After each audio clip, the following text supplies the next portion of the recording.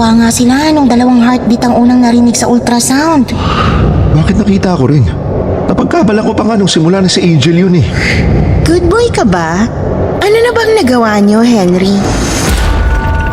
Kambal na kaluluwa. Para sa mga mahilig sa mga kwentong aswang, subaybayan ang aming bagong channel, Sitio Pangil. Pasukin ang nakakakilabot na mundo ng mga aswang. Like and subscribe. Sitio Pangil.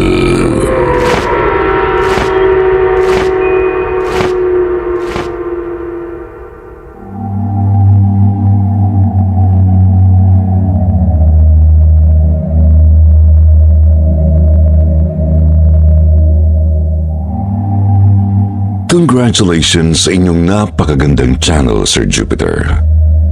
Napakahusay ng inyong mga production kaya nainganyo akong ipadala ang kwento ko. Kakaiba itong naging karanasan ko. Maraming salamat kung mapipili ninyo ito na isadula. Tawagin niyo na lang akong Henry. Isa akong accountant sa isang malaking kumpanya. Noong binata pa ako, nakatira ako sa isang kondo sa Makati. Isang araw may nakasabay ako sa elevator na isang magandang babae. Pareho kaming paakyat. Agad akong humanga sa kanyang ganda. Mukha rin siyang mabait. Nang ngitian ko, ay ngumiti rin siya sa akin.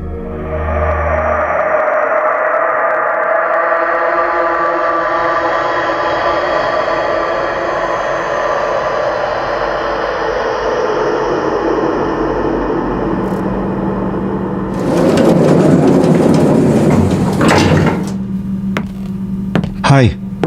Same floor pala tayo lalabas. Dito ka rin nakatira? By the way, I'm Henry, Unit 802. Hi, I'm Angel. Kakalipat ko lang sa 804. Kapitbahay pala tayo, Angel. Ang dami mong dala, tulungan na kita. Thank you. Thank you sa help, ah. Anytime. If you need anything, nandyan lang ako.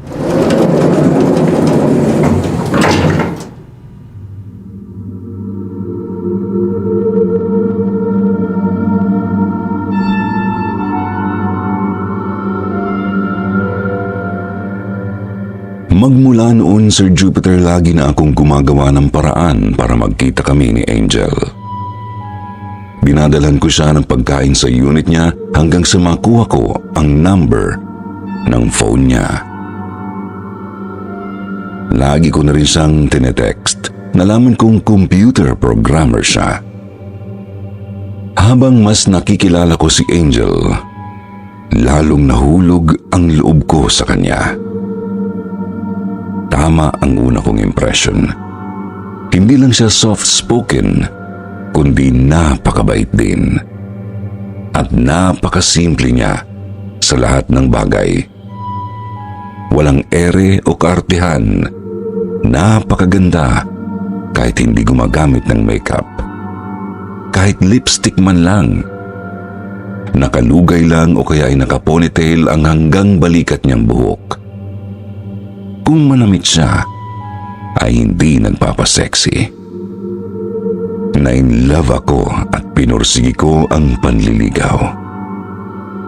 At dahil nga siguro magkasundo kami sa maraming bagay, nahulog din ang loob niya sa akin. After 6 months, naging official na ang relationship namin.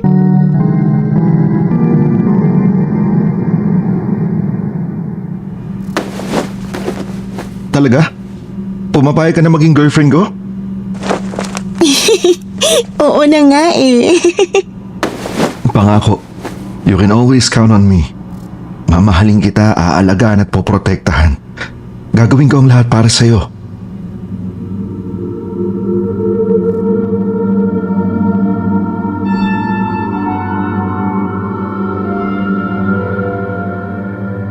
Akala ko, Sir Jupiter, alam ko na ang lahat tungkol kay Angel. Pero nagulat ako isang araw. Pagdating ko sa unit niya, ang nagbukas ng pinto ay ibang-iba sa Angel na nakilala ko. Naka-makeup siya ng sophisticated at alon-alon ang buhok na parang commercial model na inayusan ng professional makeup artist at hairstylist. Mas lalo akong nagulat sa suot niya dahil hindi ko pa siya nakitang nagsuot ng ganoon. Strapless dress na hapit sa katawan at napakaikli. Napakataas din ng takong ng sandals niya.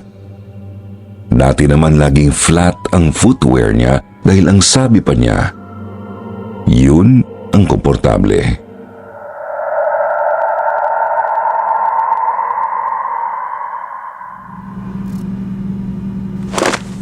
Angel? No, I'm Jelay. Kambal kami. You must be Henry. Tuloy ka? Kambal? Hindi nabanggit ni Angel na may kakambal siya. Ganun talaga si Angel eh. In denial na may kakambal siya. Nice to meet you, Jelay. Si Angel ba nasa kwarto niya? Naku, kakaalis lang. Hindi niya nasabi na aalis siya. May usapan kaming pupunta ako dito eh. Baka may binili lang. Babalik din agad. Upo ka muna. Mabuti nga at makakapagkwentuhan tayo. Okay.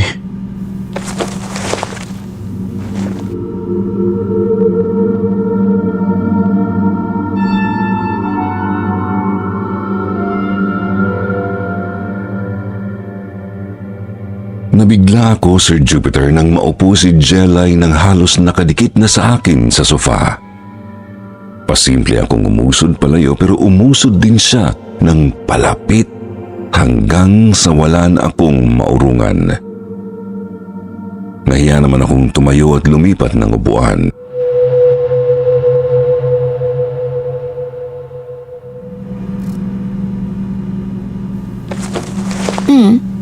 Magkamukha kami ni Angel, no? Oo nga eh. Kaya nagulat ako. Kasi, kahit magkamukha kami, opposites naman kami. Lahat ng hindi ginagawa ni Angel, ginagawa ko. Ano na bang nagawa niyo, Henry?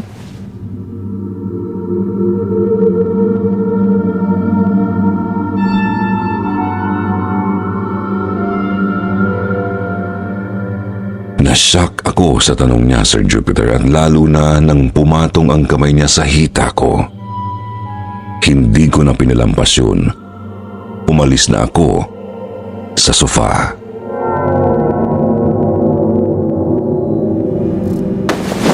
Mabuti pa siguro babalik na lang ako pag nandito na si Angel, ha? Uy, good boy ka ba? Jelay, kung tinetest mo ako, makakaasa ka na faithful ako sa kakambal mo. Good boy ka nga.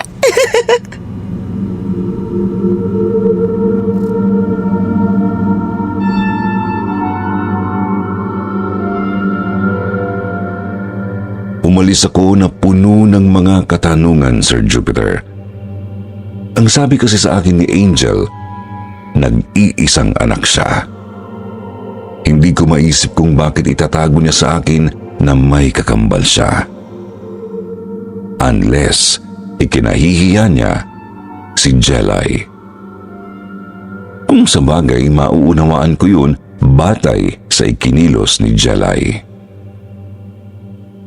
Pagdating ko sa unit ko, agad kong tinawagan si Angel. Hindi niya sinasagot ang phone niya. Nagpadala na lang ako ng text na please call me back. Mahigit 1 oras din bago niya ako tinawagan.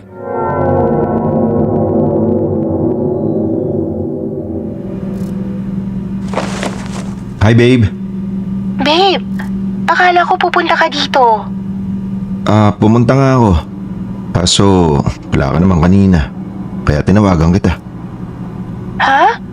Hindi naman ako umalis Nakatulog lang ako. Sorry. Malalim siguro ang tulog ko kaya hindi kita narinig na kumatok. Nandiyan ka kanina? Sabi ni Jelly, umalis ka. Jelay? Sinong Jelay? Si Jela, yung kakambal mo. Siya yung nagbukas ng pinto kaya ayun, na-meet ko siya. Hindi mo naman nabanggit sa akin may kakambal ka pala. Ha? Kakambal? Anong kakambal? Teka nga, bakit ba tayo sa phone nag-uusap? Papunta na ako dyan ngayon.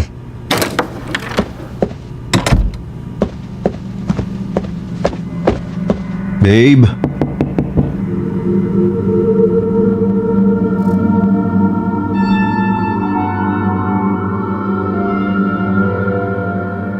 Ang tumambad sa akin, Sir Jupiter, ay ang girlfriend ko na nakasanayan ko ng ayos niya. Magkaibang-magkaiba talaga sila ni Jelay.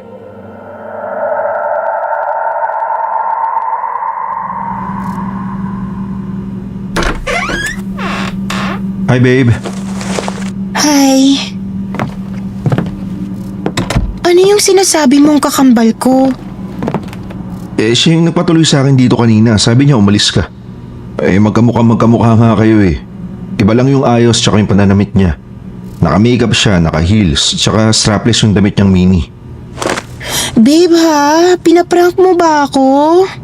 Hindi no. Nakita at nakausap ko talaga siya. Alam mo, nagtaka nga ako dahil ang alam ko only child ka, di ba? Wala ka na ikwentong may kakambal ka. Teka, baka ako naman yung pinaprank niyo magkapatid. Babe, ayoko ng ganyang biro Wala akong kapatid at lalong wala akong kakambal. At nag-iisa lang ako dito sa unit. Nakatulog lang ako habang naghihintay sa'yo.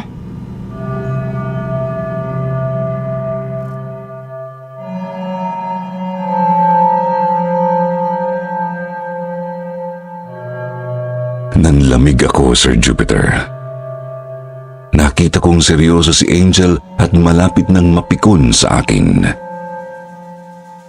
Sigurado ako sa naranasan ko pero ayoko rin namang takutin si Angel. Ako na lang ang nagdisimula.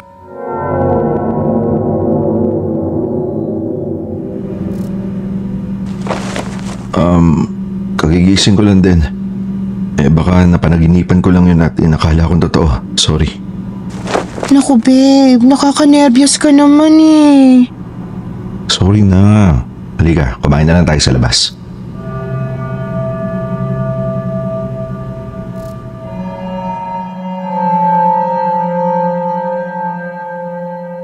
Hindi ko sinabi kay Angel pero natakot ako para sa kanya, Sir Jupiter, dahil sa unit niya nangyari yung naranasan ko.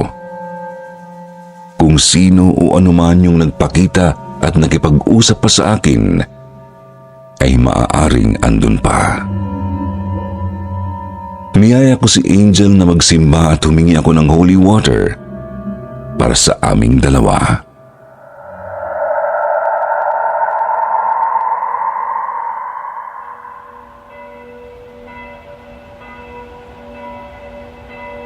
Babaspasan ko ang unit ko para hindi na ako managinip ng kung ano-ano. Mabuti pa nga. Pabasbasan na rin natin yung unit mo. Sige.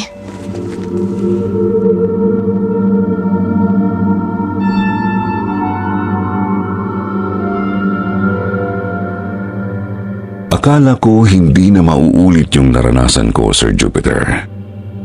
Pero isang araw, habang andun ako sa unit ni Angel, pumasok lang siya sa kwarto at paglabas niya ay nakasuot na siya ng sexy na pantulog at naka-lipstick ng pulang-pula.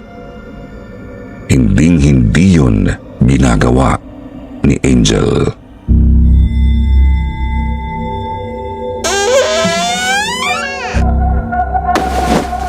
Angel? Nakalimutan mo na ako agad. It's Jelay.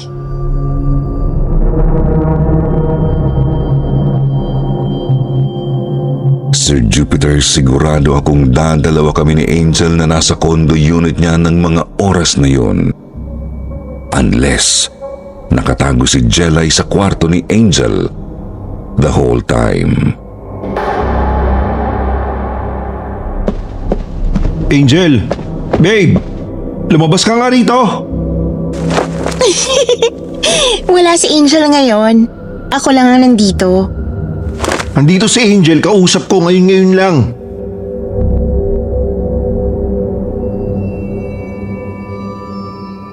Hinanap ko si Angel, Sir Jupiter.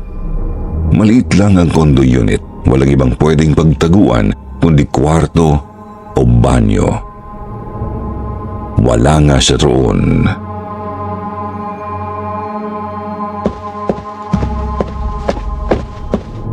Nasaan si Angel?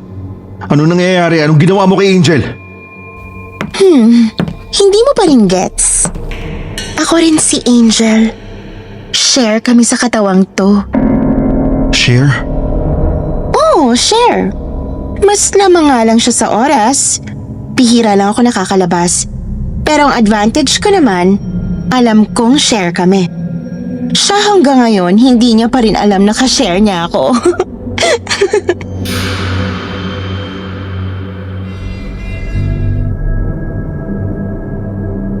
Doon lang ako naliwanagan, Sir Jupiter. Ang babaeng minamahal ko ay mayroon palang tinatawag na split personality. Mabuti na lang at marami na akong napanood na documentaries at nabasang mga libro tungkol doon.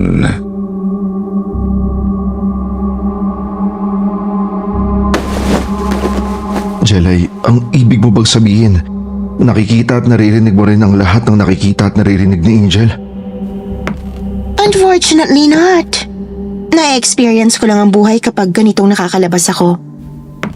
Alam kong dalawa kami kasi nakikita ko ang mga gamit niya. Paanong hindi niya nakikita ang mga gamit mo? Sigurado magtataka siya kasi wala siya mga gamit na ganun. Akong bumibili noon gamit ang pera niya. Akala niya nga nawawalan siya ng pera eh. Tsaka magaling akong magtago ng gamit. Doon ko nilalagay sa mga boxes sa ibabaw ng closet. Yung hindi niya nabubuksan. Lumalabas ka ng kondo ng nakaayos na tulad nung nakita ko? Oo. Pero bihirang-bihira nga lang eh. Hindi ko nga mairampa yung style ko. Paano sa work niya? Lumalabas ka kapag nasa work siya? O kapag kasama niya yung office mates niya? Hindi ba sila nagtataka? Ay, hindi ako lumalabas doon. Corny doon. Tsaka, hindi ko naman alam gawin yung work niya. Baka mawalan pa kami ng trabaho. Di kawawa rin ako. Oo nga. Huwag mong gagawin yun. So, ngayong alam mo nang iisa lang naman kami ni Angel, pwede na rin kaming mag-share sa'yo. Diba? Jelay, wait. Si Angel ang girlfriend ko. Sabi mo nga, hindi niya alam na nandyan ka. Disrespectful sa kanya yung sinasabi mo. Sobra ka namang good boy, nakakainis ka.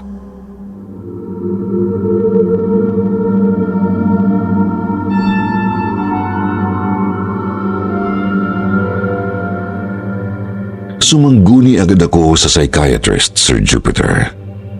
Sa pagkakaalam ko kasi, may lunas ang pagkakaroon ng split personality.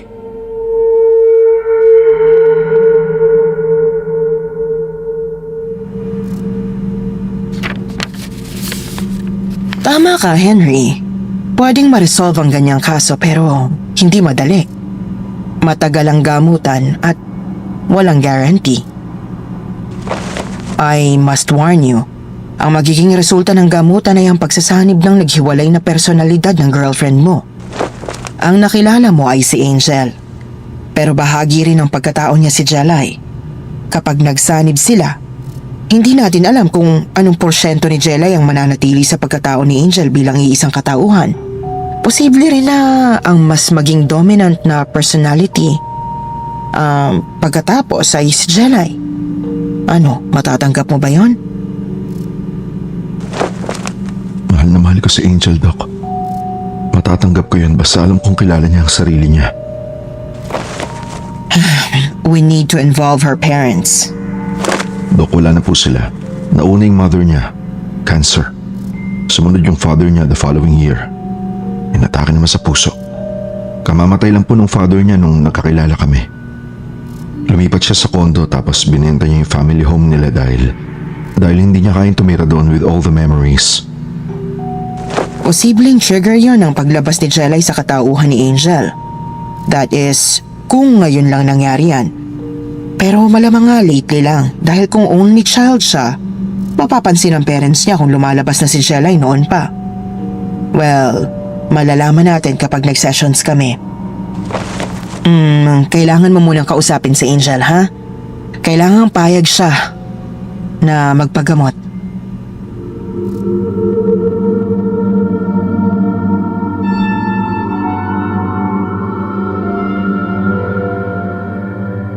Nag-alala ako na baka hindi pa rin maniwala si Angel, Sir Jupiter. Para nga naman kasing napaka-imposible hanggat hindi mo mismo nasaksihan ang paglabas ng katauhan ni Jelay. Kaya gumawa ako ng paraan. Sa susunod na pumaroon ako sa unit ni Angel, palihim kong sinet up ang phone ko para mahuli ng video kapag lumabas si Jelay. Hindi rin alam ni Jelay na nakunan ko siya ng video. Maingat na maingat ako nung pinakita ko yun kay Angel.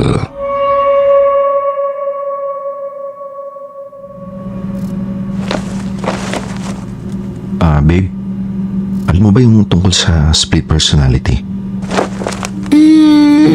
Oo. Marami na akong napanood na ganun.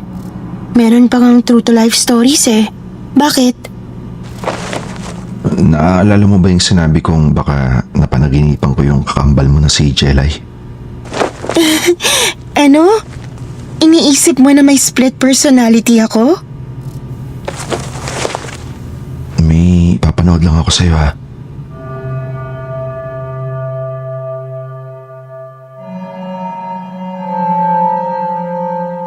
Siniguro kong yakap ko si Angel, Sir Jupiter, habang pinapanood niya ang video ng pagbabago ng kanyang personalidad at ang paglabas ni Jelay. Shocked na shock siya.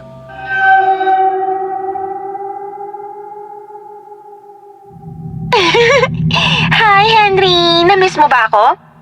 Sorry, hindi ako nakapag-ayos ngayon. Ito naman kasing si Angel, so plain. Oh my God! Turn it off! Turn it off! Okay, ayan. Wala na. Oh my God! Ano nangyayari sa akin? Shh! It's okay, babe. May lunas. We'll get professional help.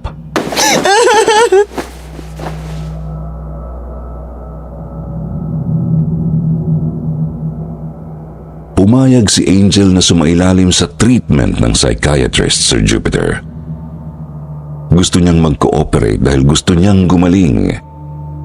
Pero hindi pala yun nagustuhan ni Jelay. Habang nag-uusap kami ni Angel, hindi ko agad napansin na lumabas si Jelay habang nagsasalita pa ako.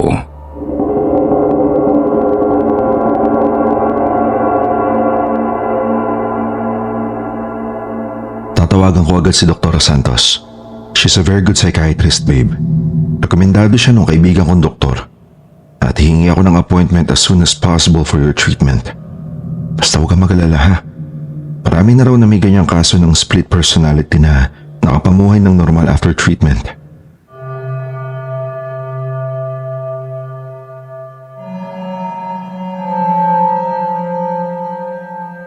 Tahimik lang si Angel, Sir Jupiter. Tumayo siya at pumunta sa kusina. Hindi ko alam na si Jelay na pala yung kausap ko. Mabuti na lang at napalingon ako. Sumusugod na si Jelay na may hawak na kutsilyo.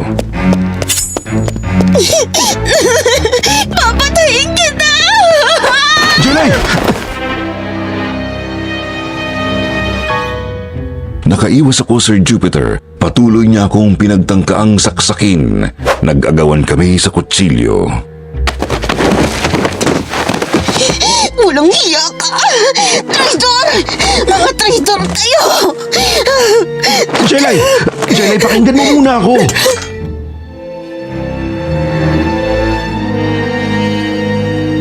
Nagawa kong makuha at maitapon sa malayo ang kutsilyo, Sir Jupiter, at dinaganan ko siya sa sahig.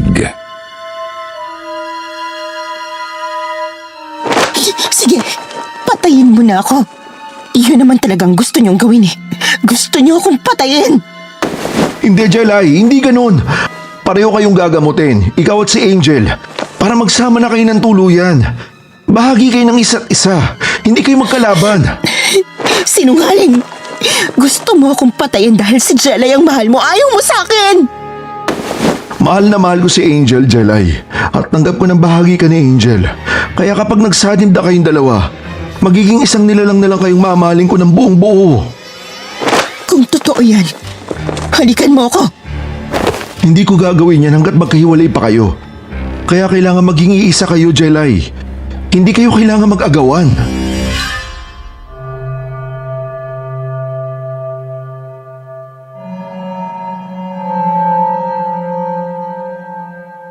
Nakumbinsi ko si Jelay, Sir Jupiter. Pero dahil sa nangyari, minabuti ni Doktora Santos na i-confine si Angel habang under treatment. Para daw yun sa kaligtasan niya dahil unpredictable pa si Jelay. Mahigit 5 buwang naka-confine si Angel. Araw-araw ay binibisita ko siya. Nang ma-discharge siya, hindi na raw lumalabas ang katauhan ni Jelay sa kanya. Ayon kay Doktora Santos. Tanggap na rin ni Angel ang presence ni Jelay sa katauhan niya.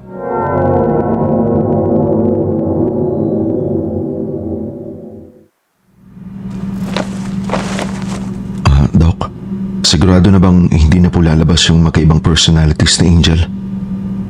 Gaya ng sinabi ko sa iyo noon, Henry, walang kasiguruhan. Kapag nakaranas siya ng trauma o kaya extreme stress, may posibilidad pa rin na mangyayari ulit yun.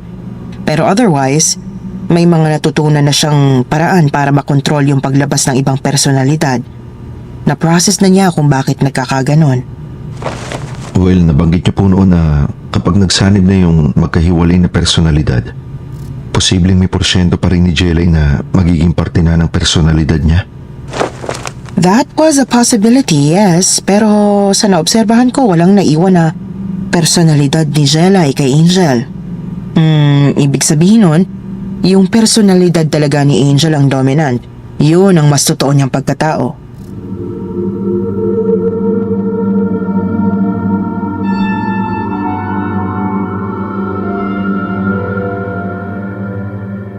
Kahit handa akong tanggapin anuman ang kinalabasan ng treatment, hindi ko ikakailang nakahinga ako ng maluwag, Sir Jupiter.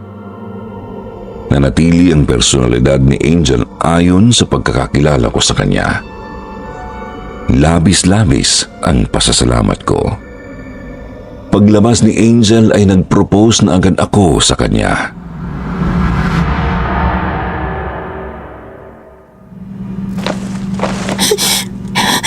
Sigurado ka, magpapakasal ka sa isang katulad ko? Akala ko nga iiwan mo na ako eh. Hindi naman kita masisisi kung ayawan mo na ako. Babe, I love you. Walang makakapantay sa'yo, no? Ikaw lang yung mahal ko at mamahalin ko habang buhay.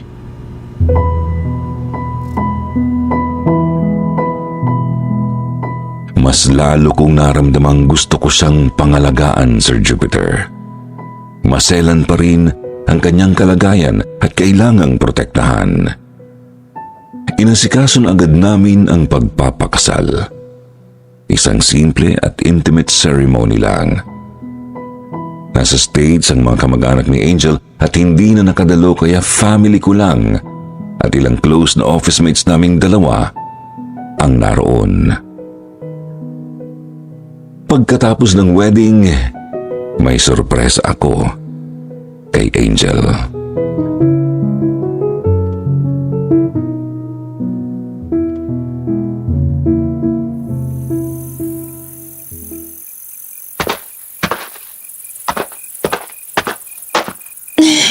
Sinong ipapakilala mo sa akin dito, babe? Bakit hindi ko nakilala nung wedding? Hindi sino, kundi ano. Pipili ka na ng townhouse na gusto mo dito. Kung hindi mo naman type dito, pwede rin tayong tumingin sa ibang development. Inuna ko lang to kasi malapit sa work natin dalawa, di ba? Tsaka, hindi ba mas mabuting nasa sariling bahay na tayo para ready na sa magiging family natin? Masikip yung mga condo unit para sa family. Pwede na nating iparent out yung pareho. Wow, talaga? Thank you, babe!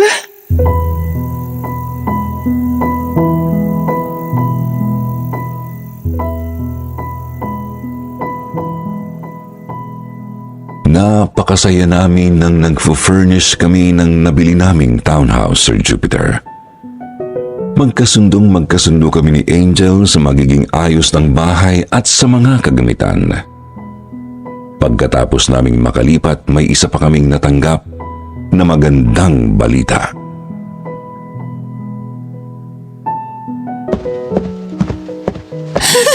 Babe, positive! Buntis ako! May baby na tayo!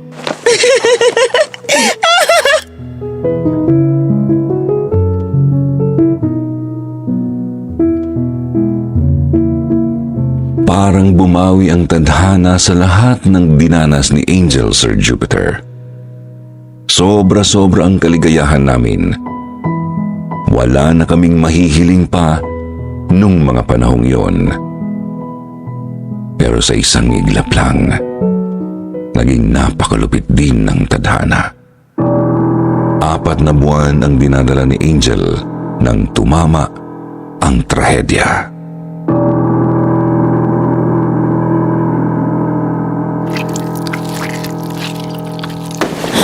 Babe! Babe! May dugo! Dinudugo ako!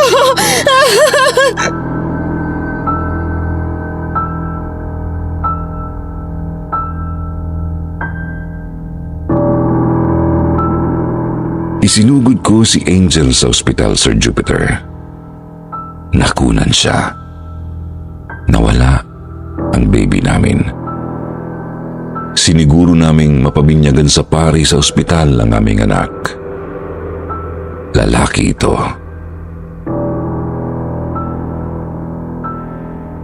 Angelo ang pangalan niya, Father. Isa siyang anghel.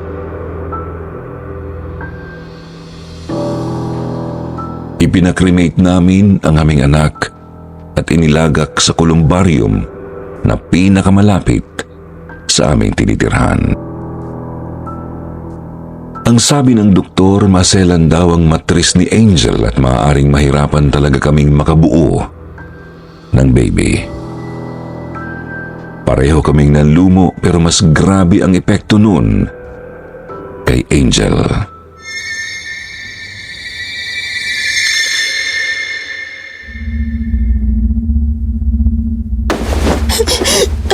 I'm so sorry, babe.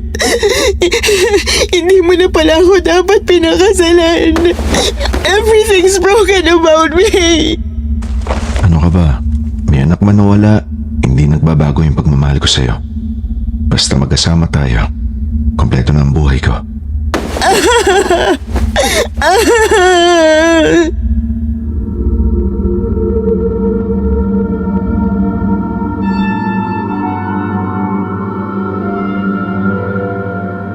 Nakarecover na si Angel at nakauwi ng bahay nang may bago na namang nangyari, Sir Jupiter.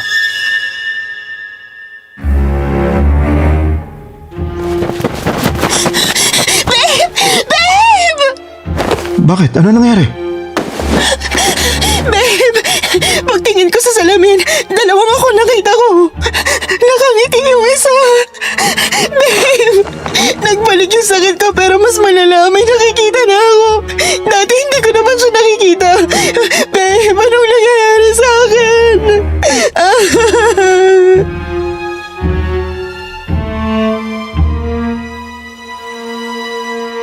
bumalik kami kay Dr. Santos, Sir Jupiter.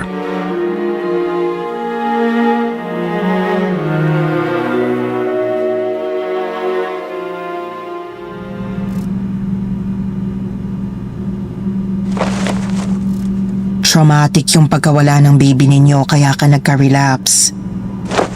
Pero, iba na to ngayon, Dok. Kasi, may nakikita na ako sa salamin.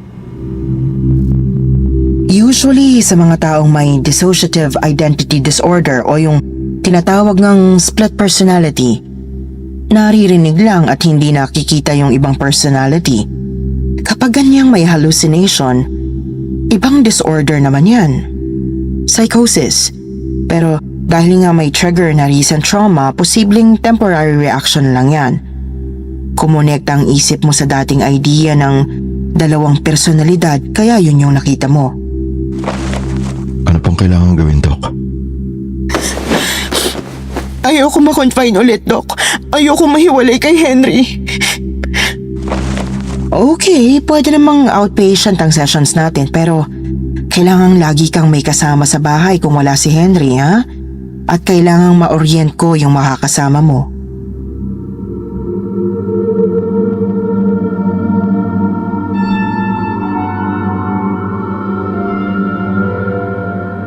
Pareho kaming kumuha ng 15-day leave sa aming mga trabaho, Sir Jupiter.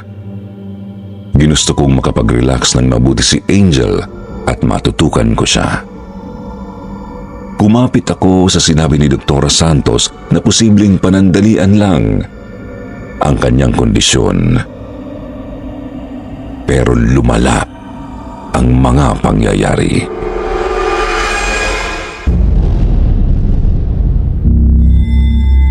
Babe! Babe! Nandito siya!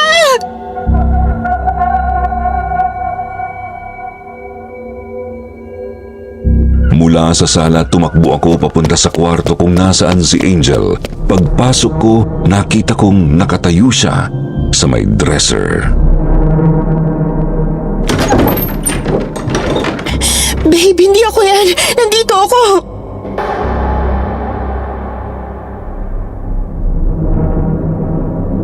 Nilingon ko ang pinagmulan ng boses ni Angel.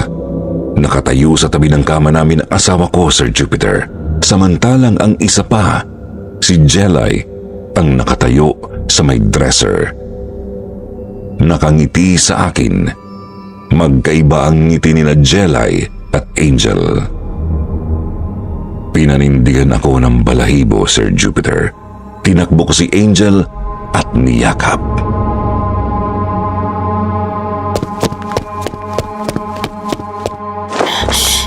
Nakikita mo siya, di ba? Nakikita mo rin siya. Oo, nakikita ko. Pero paano?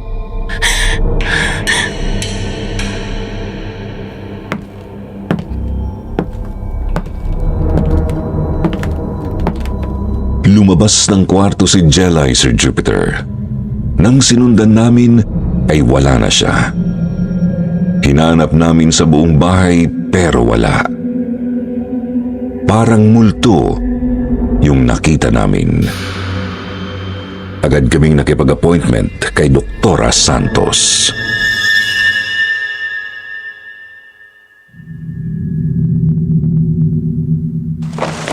Dok, kung hallucination lang yun ni Angel, bakit nakita ko rin?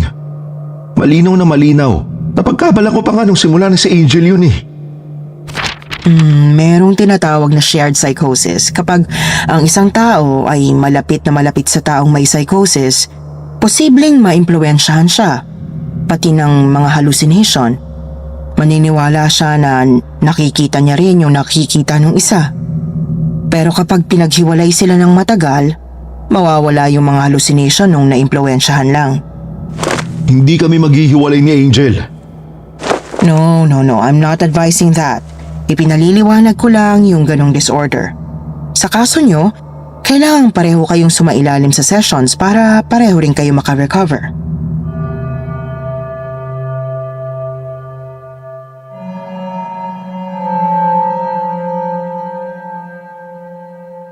Hindi na nakabalik sa trabaho si Angel, Sir Jupiter. Nag-resign na siya ng tuluyan. Takot na takot siya na baka makita niya si Jelay sa opisina o sa CR sa opisina. Ayaw niyang makaiskandalo o maturingang baliw. Malamang din maapektuhan ang kanyang ginagawa. Ayaw niyang mapahiya ang kumpanya sa kliyente. Naghanap ako ng online job na sarili ko ang oras para makapag-resign sa trabaho at masamahan si Angel sa bahay. Bilang accountant, marami agad akong nakuhang kliyente abroad. Humahawak ako ng foreign clients sa pinagmulan kong trabaho kaya kabisado ko ang accounting requirements nila. Nakatulong na may income din kami mula sa pinauupahang mga condo unit. Fully paid na ang mga yun at pati ang binil naming townhouse kaya wala na kaming hinuhulugan. Palala ng palala ang aming mga nasaksihan at naranasan. Nagtatagal na si Jelay. Hindi na lang mga panandaliang pagpapakita. Kung minsan halos maghapon siyang nakaupo sa sofa. Kung minsan habang kumakain kami ay nakaupo rin siya sa hapagkainan. Nang maglaon, nagagalaw na rin niya ang mga bagay. Nauurong niya ang silya bago siya maupo at naibabalik sa ayos pagtayo niya. Nakikita at naririnig namin ang paggalaw ng silya.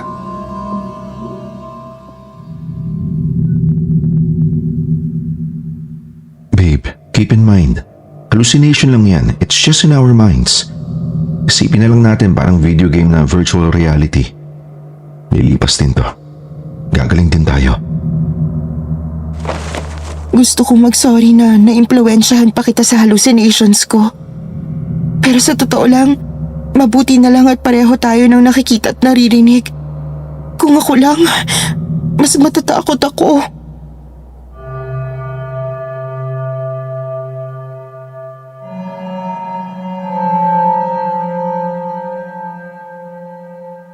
Tuloy pa rin kami sa sessions kay Dr. Santos, Sir Jupiter. Nung panahong yun, umuwi dito mula sa US ang tita Ging ni Angel. Namatay ang asawa nitong Pilipino rin habang andoon sila sa Amerika. Ang huling habilin daw ni Tito Bert ay sa sariling bayan ilibing ang kalahati sa mga abo nito. Nakababatang kapatid ng mami ni Angel si Tita Ging. Dati itong obstetrician.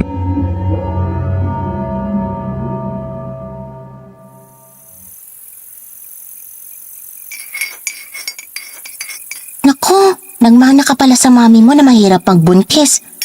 Kaya nag-iisa ka lang eh. Alam mo ba, ilang beses siyang nakunan bago ka nabuo.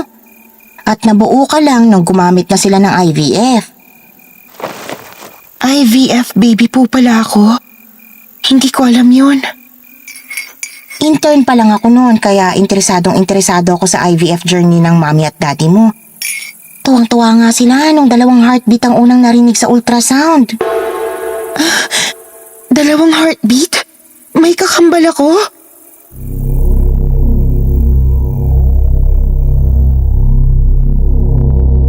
Sa puntong yun, napakapit ng mahigpit sa braso ko si Angel, Sir Jupiter.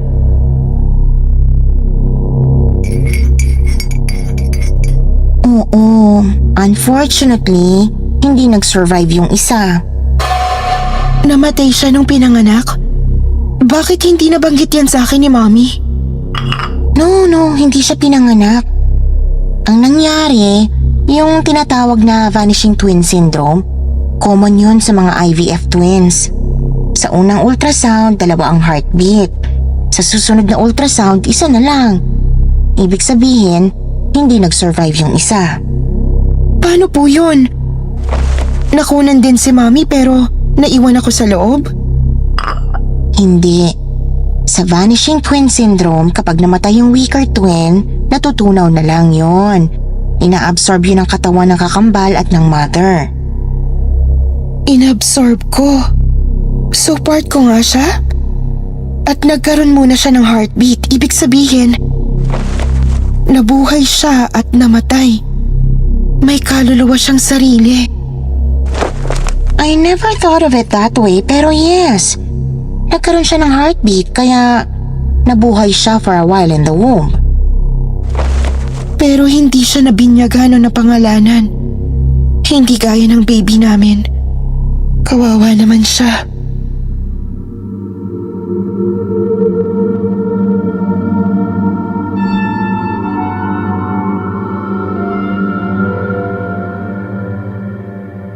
Bisita namin noon sa bahay si Tita Ging, Sir Jupiter. At sa likuran niya, nakita naming nakatayo si Jelay. Nakangiti, pero may lungkot sa kanyang ngiti.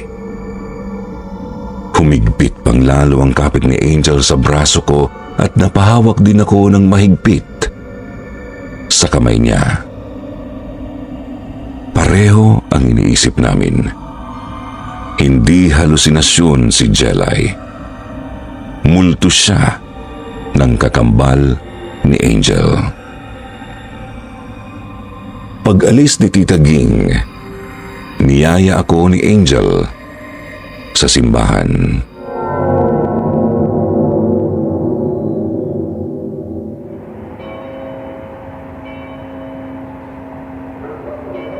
Padasalan natin siya sa pare, babe. Pwede pa naman siguro kahit matagal na yon.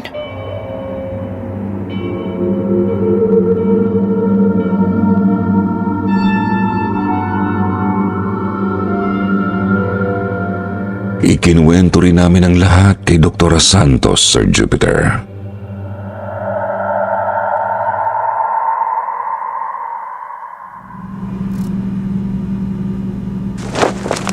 Well, bilang isang psychiatrist, hindi ko specialization ang paranormal situations. Sa kaso ninyo, I stick by my diagnosis na shared psychosis ang inyong nararanasan. Shared hallucinations na both visual and auditory, nakikita at naririnig. Pero kung naniniwala kayo na may aspeto ito ng paranormal, karapatan din ninyo na sumangguni sa eksperto sa paranormal activities. I would advise na sa totoong eksperto kayo pumunta at hindi sa kung sino-sino lang, ha? May mga psychologists din na ganyan ang inaaral na field. I could give you some names.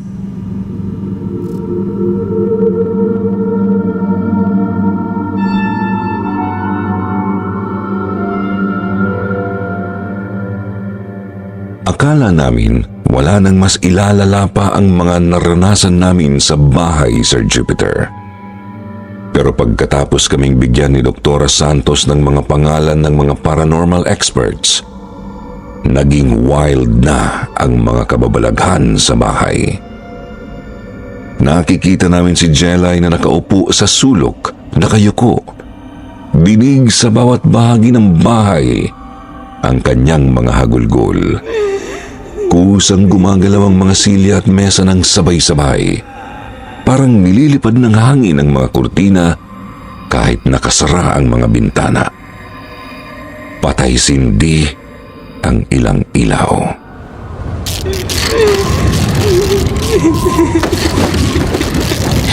Tama na! Tama na, please!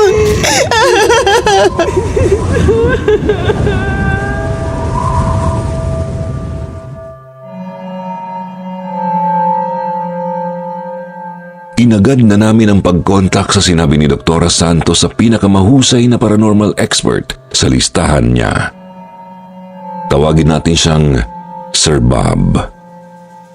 Agad naman kami nitong pinuntahan sa bahay. Mabuti raw na kung saan nagaganap ang mga pangyayari ay doon kami mag-session. Ikinwento namin ang lahat kay Sir Bob. Magmula pa noong lumalabas si Jelay sa katauhan ni Angel hanggang sa mga naging psychiatric sessions ni Angel at naming dalawa.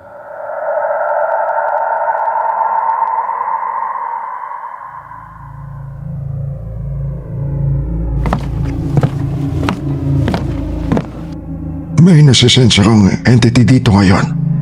Malakas. Hindi ko siya nakikita. Parang anino lang. Pero nararamdaman ko siya.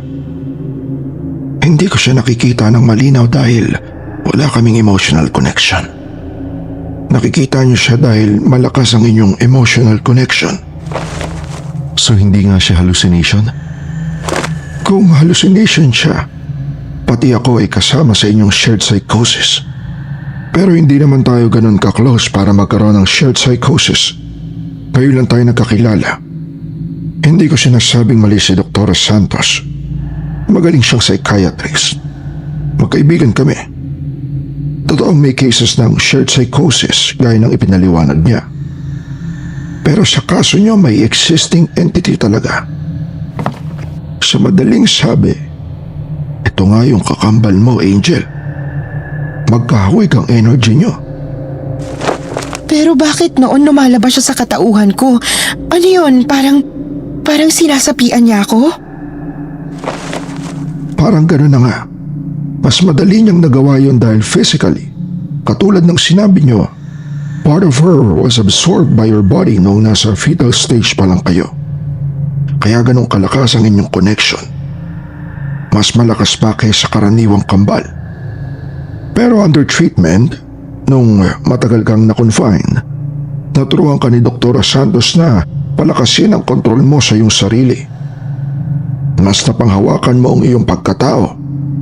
Nagsara ang dating puwang na nagagamit ng kakambal mong kaluluwa, kaya wala siyang choice kundi ang magsarili.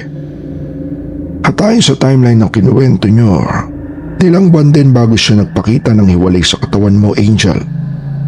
Hindi kasi talaga madali para sa mga kaluluwang magpakita o magparamdam.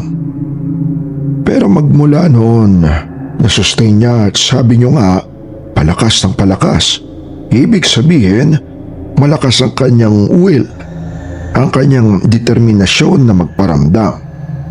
So she needs to be seen and heard. Gusto niya ng acknowledgement. Hindi siya pinanganak. Nabuhay siya ng saglit lang at ni hindi na pangalanan. Kaya nakigamit lang siya ng pangalan ko. At sandaling nakigamit din ang katawan ko. Nakakaawa naman ang kakambal ko. Narinig uli namin ang mga hagulgol, Sir Jupiter.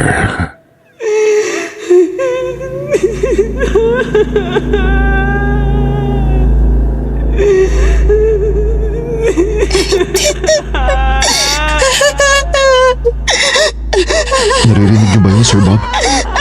Naririnig ko.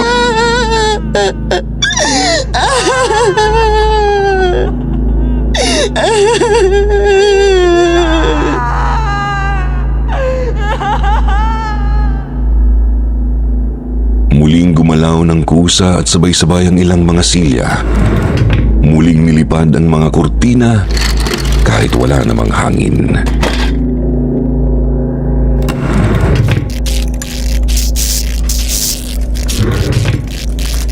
Ganito kagabi kaya naalarma na kami. Ito po yung pinakamatindi so far. Malakas siya. But I think kaya ko siyang paalisin dito. Hindi lang dito kundi out of your lives. Pero bago natin gawin yon, pakiramdam ko may gusto siyang i-express. Hindi ko naman nararamdamang negative o destructive ang kanyang energy. Paano natin malalaman ang gusto niyang sabihin? I-channel ko siya.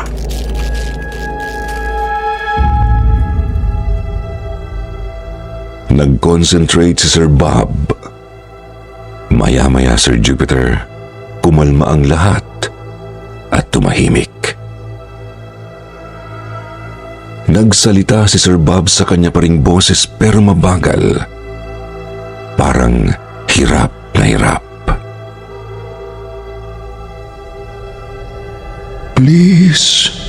Please, ayokong mawala. Angel, sabi mo, tanggap mo ako. Henry, sabi mo, mamahalin mo rin ako.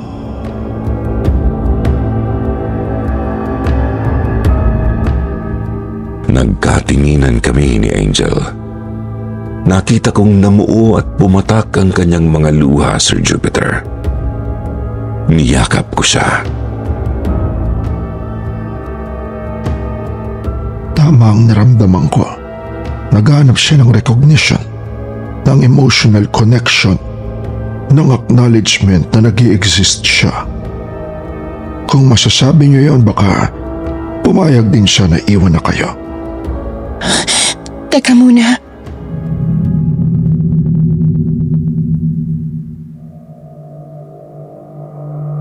Tumingin sa akin si Angel na parang nagmamakaawa ang mga mata, Sir Jupiter.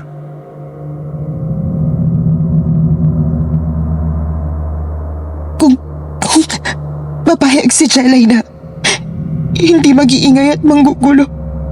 At kung papayag ka, Henry, baka pwedeng kahit sa akin na lang siya magpakita. Payag na ako. Payag na akong nakikita ko siya. Basta wag niya lang akong gugulatin o tatakutin. Ngayong alam kong kapatid ko siya, bahagi ko rin. Pakiramdam ko gusto ko siyang bigyan ng puwag sa buhay ko. Nakasanayan ko na rin nakikita siya. Kung hindi nga siya mag-iingat, mananakot. Kung simpleng andyan lang siya, papayag na rin ako. Kung anong nakikita mo, gusto ko nakikita ko rin. Talaga, babe. Payag ka. Sabi ko nga, di ba para sa'yo lahat gagawin ko? Sigurado ba kayo? Sang-ayon ako kay Angel, Sir Bob. Gusto ko rin bigyan ng puwang sa buhay namin si Jelay. Kung papayag siya na may boundaries. Liban sa mga sinabi ni Angel, sana wag siyang magpapakita sa amin sa labas ng bahay. Yung madidistra kami o magmumukhang mga baliw.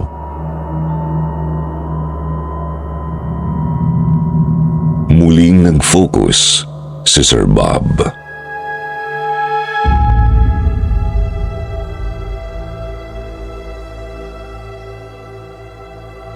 Salamat. Maraming salamat.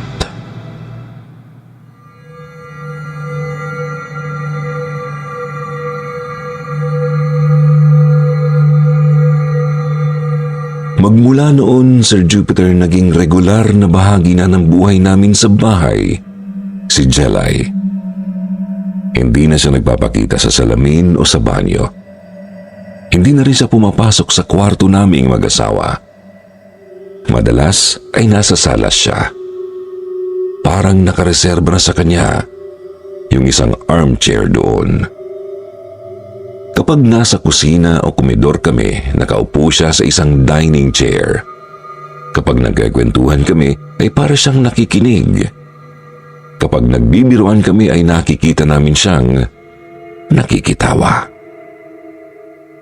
Naging biruan na namin ni Angel na mayroon kaming Jelay, the friendly ghost. Parang yung sa pelikulang Casper. Hindi nagtagal at nakakuha na rin si Angel ng trabaho na work from home. Sinabayan na niya ako ng ganun na rin ang hinanap. Mas maalwan kasi na hindi nasasabak sa traffic sa pagpasok at pag-uwi. Kaya na namin pareho na mag-concentrate sa trabaho kahit nakikita namin si Jelay. Pero may isang pagkakataon na lumabag si Jelay sa aming kasunduan. Nagmamaneho ako noon, papunta kami ni Angel sa supermarket. Nagulat kaming mag-asawa nang may malamig na kamay na humawak sa aming braso. Pagtingin namin ay nasa pagitan namin si Jelay.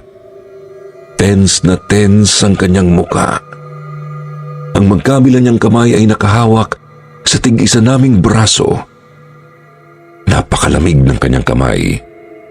Kauna-unahang pagkakataon yun na hinawakan niya kami. Ganun na lang ang kilabot na nadama ko.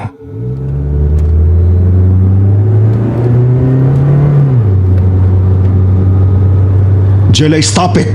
Jelay, wala to sa usapan natin.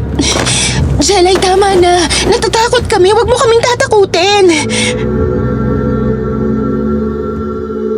Hindi siya nawala, Sir Jupiter.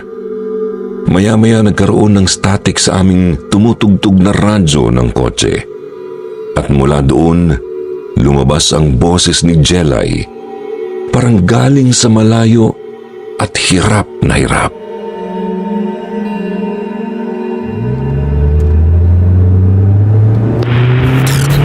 Henry, tabi kayo. Itabi mo ang kotse.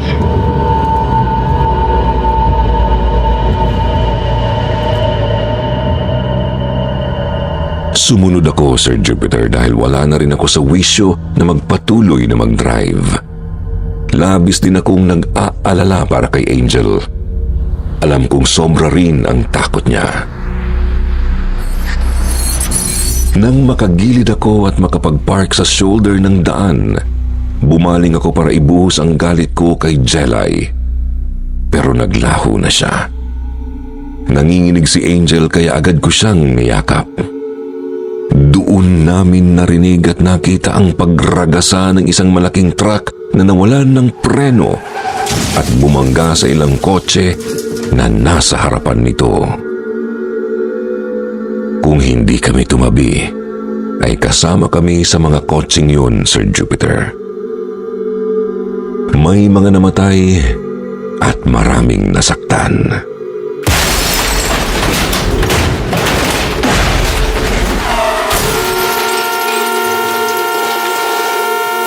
Oh my God! Niligtas tayo ni Jelay. Salamat, Jelay.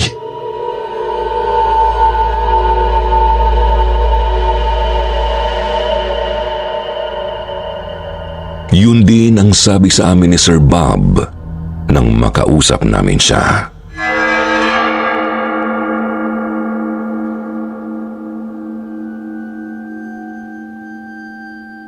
Hindi birong effort ang kinailangan ni Jelay para bigyan kayo ng warning. Kaya sa radyo lumabas ang kanyang boses dahil isa yun sa nagagamit ng mga kaluluwa na channel para may sa boses ang kanilang mensahe. Tandaan nyo, wala silang physical form. Walang vocal cords. Noon nakakapagsalita si Jelay gamit ang katawan mo, Angel. Pero nang nagsara yun sa kanya, hindi na madaling magbigay ng mensahe unless andyan ang isang medium na tulad ko. Sa amin, telepathy ang pagpapadala nila ng mensahe. Parang dumarating na lang sa isip namin. Nung mga oras na yon, ginawa ni Jelay ang lahat ng kanyang magagawa para makuha ang inyong atensyon. Nilabag niya ang kasunduan ninyo na hindi magpapakita sa labas ng bahay. Hinawakan niya kayo at nagparamdam physically sa kauna-una ang pagkakataon na mahirap din para sa kanila. At ginamit niya ang radyo. Mahal tayo ni Jelay.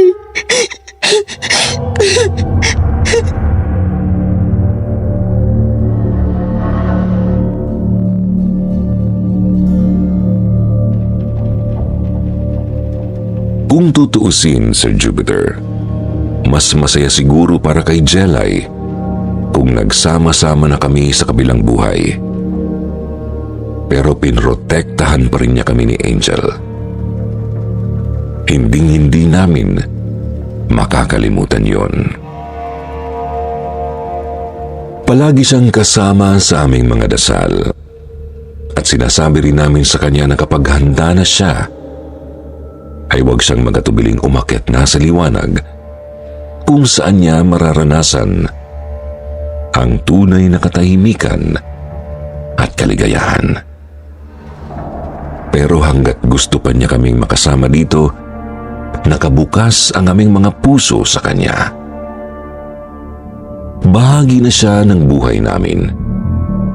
Hindi na siya house guest, kundi isang house ghost.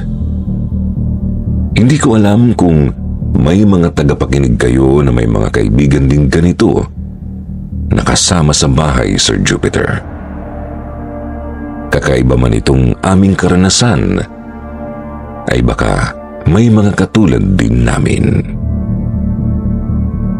Maraming salamat sa inyong pagtanggap sa aming kwento and more power to your channel, Sir Jupiter.